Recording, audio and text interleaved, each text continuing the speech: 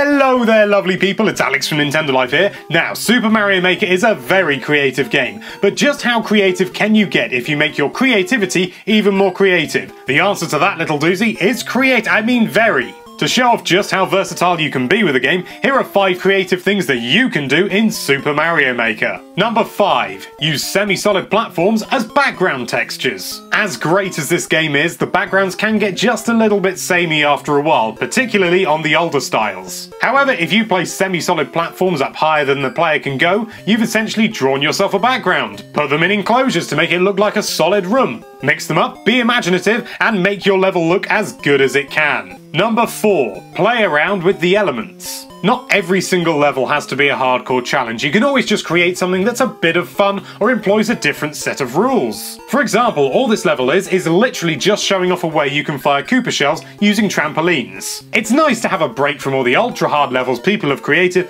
by throwing in something that's just a bit of wild fun. Number 3. Hide some secrets. One of the things the Mario series is most celebrated for is all the hidden items and other bonuses that can be found within the levels. Try slipping in some hidden question blocks with powers, or better yet, set up a chain of events that lead to a big bonus. I did something like this in a level I created, and I even did a little video on it, so why don't you click that card that's just appeared to see it in action. Number 2. Create a themed level. You're relatively limited in terms of aesthetic in this game, but that doesn't mean that you can't go all out and create something that has a distinctive feel. For example, here we see the adventures of Olimar in the Mushroom Kingdom. It's basically just a portion of level 1-1 from Super Mario Bros, but because Olimar's so tiny, everything's enormous. However, I'm sure you'll be able to think of something much more interesting and unique when the game finally comes out. And finally, number 1. Force boss battles. We found a couple of methods that can force someone to engage in a boss fight. If you stick your boss in a clown copter and make it so that the player has to steal the clown copter to progress, i.e. by placing a very high semi-solid platform above the arena, they have no choice but to fight. The other method is what you see here. Basically, all you do is use Bowser or even something else to block the player from progressing. We found it easier to make Bowser stationary, as you see here, but you can be more inventive if you wish. Bowser is fantastic for this sort of thing because if you try and use your invulnerability frames to get past him once you take damage,